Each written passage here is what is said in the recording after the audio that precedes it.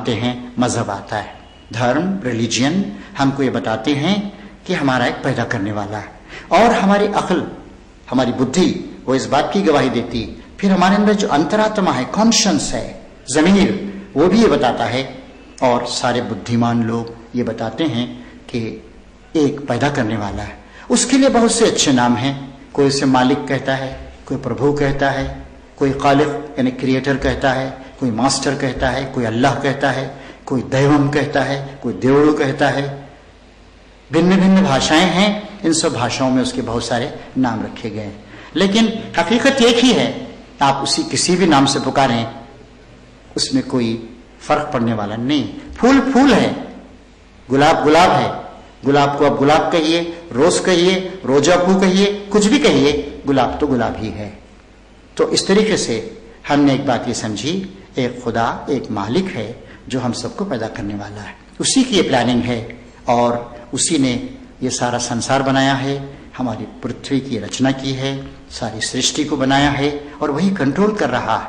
اگر اس کا کنٹرول ہٹ جائے تو پھر یہ دھرتی ختم ہو جائے گی، یہ پورے کا پورا سسٹم تتر بتر ہو جائے گا، برباد ہو جائے گا. ایک اور بات میں آپ کو بتاؤں، دن اور رات، اگر دن ہی دن ہو، اتنی گرمی پڑے کہ یہاں پر انسان کی زندگی سمبھو نہ ہو سکے، یا رات ہی رات ہو، اندھیرا ہی اندھیرا ہو، اتنی ٹھنڈک پڑے کہ انسان کی زندگی یہاں پر سمبھو نہیں ہو سکتی.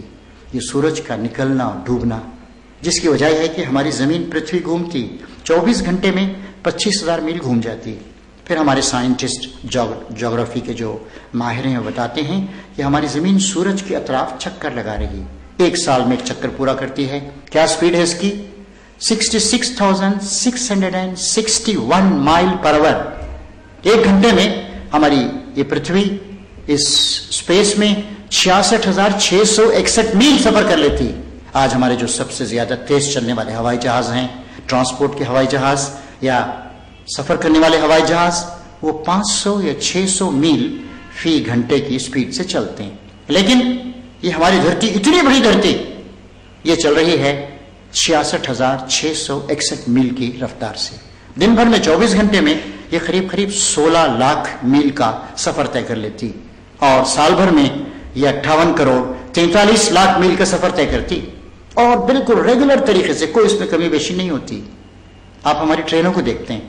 آج ہمارے بھارت ورش میں ٹرینیں ہیں، اور چونکہ ہماری پاپولیشن زیادہ ہے، اور اسی لیے ہم کو لمبی لمبی ٹرینیں چلانی پڑ رہی ہیں. ایک ٹرین میں 22، 23 اور 24 بوگیاں ہوتی، اور ان کو کھینچنے کے لیے جو انجن ہوتا ہے، پہلے ہم کوئلے کے انجن استعمال کرتے تھے، اس کے بعد ہم ڈیزل کے انجن استعمال کرنے لگے. آج ہم بہت ہی پاورفل قسم کے انجن استعمال کرتے ہیں جو الیکٹریسٹی سے چلتے ہیں، اور ان کا ہارس پاور ہوتا ہے 3,000 سے 4,000 تک ہارس پاور. یعنی 3,000 سے 4,000 تک ہارس، یعنی کہ گھوڑے مل کر ان کو کھینچ رہے ہیں، تب وہ 100 میل فی گھنٹے کی سپیڈ سے چل سکتے ہیں. اتنی بڑی دھرتی چل رہی ہے، 66,661 میل ایک گھنٹے کی رفتار سے چل رہی ہے. تو ذرا سوچیے اس کے لیے کتنی انرجی، کتنی ارجا کی ضرورت پڑتی ہوگی. یہ بھی، اس سے بھی ہم کو معلوم ہوتا ہے کہ ہمارا مالک بہت بڑا ہے. اب ایک بات یہ سوچئے کہ جب اس مالک نے اتنی ساری چیزیں، اتنے سادھن، اتنے ریسورسز اس نے ہم کو دے دیے، تو کیا اس نے ہم کو یہ نہیں بتایا کہ ہمارے جیون کا لکشیہ کیا ہے؟ What is the purpose of اور لائف؟ ہم کیوں پیدا کیے گئے؟ کوئی کام بغیر کسی مقصد کے، بغیر کسی پرپز کے پرپز نہیں ہوتا ہے. ایک آدمی، آپ مان لیجئے کہ وہ سویرے اٹھا، ایک بس میں بیٹھ گیا، 25 میل کہیں چلا گیا، پھر وہاں سے اترا، کسی اور ایک کشتی میں بیٹھ گیا، اس نے سمندر کا قصہ پار کیا، پھر ادھر گیا ادھر گیا. بھائی اس کا کوئی مقصد ہوتا ہے نا، کوئی لکشیہ ہوتا ہے. کہاں جا رہے ہیں آپ؟ کیا کرنا چاہتے ہیں آپ؟ جی میں کچھ نہیں کر رہا ہوں، میں ادھر جا رہا ہوں ادھر جا رہا ہوں. ایسے آدمی کو ہم پاگل کہیں گے. تو کیا اس کائنات کا مالک، اس سرشٹی کرتا، کیا اس کو کوئی پرپز نہیں؟ اس جگہ دھرم ہماری مدد کرتا ہے. دھرم بتاتا ہے، ریلیجن ہمارا مارگدرشن کرتا ہے اور کہتا ہے کہ تمہاری زندگی کا ایک مقصد، تمہاری زندگی کا مقصد یہ ہے کہ تم اپنے آپ کو پہچانو اور اپنے مالک کو پہچانو. اور انسان جب اپنے آپ کو نہیں پہچانتا تو طرح طرح کی گڑبڑیں کرنے لگتا ہے. آپ نے سنا ہوگا کہ ویسٹرن کنٹریز میں، پاশ্چاتی دیشوں میں ایسے لوگ بھی جو ننگے رہتے ہیں، ऐसे लोग भी हैं जो कहते हैं eat and drink and B Mary for tomorrow दो विल डाई, खाओ पियो मौज मस्ती करो, कल तो मर ही जाना है। जी एक हकीकत है, आदमी 60, 70, 80 साल जिंदा रहता है, मर जाता है, और मरने वाला कोई इंसान आज तक वापस नहीं आया। बड़े बड़े बादशाह, प्राइम मिनिस्टर्स, प्रेसिडेंट्स, पूंजीपति लोग, करोड़ों अरबों रुपए कमाने वाले लोग सब के सब दुनिया से चले गए। अच्छे लोग भी चले गए, बड़े बड़े ज्ञानी, बड़े बड़े साधु और संत, बड़े बड़े पैगंबर और प्रॉफिट्स एंड मैसेंजर्स सब के सब चले गए। तो क्या उनकी जिंदगी का कोई मकसद नहीं है? यहां पर धर्म हमारी मदद करता है। मैं अब आपको बताऊं, इस्लाम ये मुसलमानों का धर्म नहीं है। इस्लाम के माने होते हैं, 2 माने होते हैं। एक होते हैं पीस, यानी शांति, यानी अगर आप इस धरती पर, इस ब्रह्मांड में, इस यूनिवर्स में शांति के साथ रहना चाहते हैं, अपने मालिक के साथ भी शांति से रहना चाहते हैं, अपने भाई बहनों और आम इंसानों के साथ भी आप शांति के साथ रहना चाहते हैं, और आप इस दुनिया में शांति लाना चाहते हैं, तो जरूरी है कि इस्लाम को समझें। इस्लाम के एक और माने, इस्लाम के माने हैं obedience to God, surrender to God, submission to God, यानी आप अपने आप को खुदा के आगे झुका दें, आप अपने आप को अपने मालिक के सुपुर्द कर दें। मालिक को अगर आपने पहचान लिया, मालिक के आगे आप झुक गए, मालिक की आपने प्रशंसा की, मालिक की आपने पूजा और उसकी इबादत की, तो आपने अपनी जिंदगी के लक्ष्य को पा लिया। वरना आपकी जिंदगी का कोई मकसद नहीं है। आपकी जिंदगी वैसी ही है जैसे एक आदमी इधर गया उधर गया, उसकी जिंदगी का कोई मकसद नहीं। अक्लमंद आदमी, एक बुद्धिमान शख्स कभी भी बेकार काम नहीं करता है, वो हर काम किसी मकसद, किसी ऑब्जेक्ट के तहत करता है।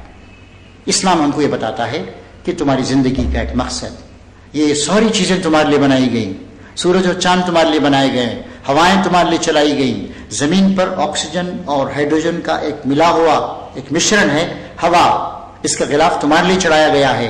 बहुत खतरनाक किस्म की रेज सूरज से निकलकर आती हैं, उन सब से बचाने के लिए ओजोन की लहर बनाई गई। इस तरह तुम्हारी जिंदगी को एक रास्ता दिखाया गया है।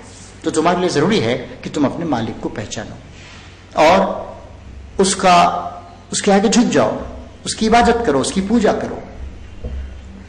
इस्लाम ये कहता है और कुरान हमें शिक्षा देता है कि दुनिया में जितने अच्छे लोग हैं वो सब के सब एक ही धर्म रखते हैं, और उस धर्म का नाम है इस्लाम। अब इस्लाम मतलब आप मुसलमानों के बारे में मत सोचिए, मैं आपको ये बताना चाहता हूं। इस्लाम के माने मैंने आपको बताए कि अपने आप को खुदा के आगे झुका देना, अपने आप को खुदा के सुपुर्द कर देना, खुदा ही का नाम लेना, खुदा ही का कलीमा पढ़ना, खुदा ही के रास्ते पे चलना, और उसके जो नियम हैं उन नियमों का पालन करना, उसके उसूलों को जिंदगी में अपनाना, यह है इस्लाम। सबसे पहला इंसान, उसे हम आदम कहते हैं, इसीलिए हम सारे इंसानों को आदमी कहते हैं, आदम के बच्चे हैं। एक मर्द और एक औरत को पैदा किया गया और उन सब की हम संतान।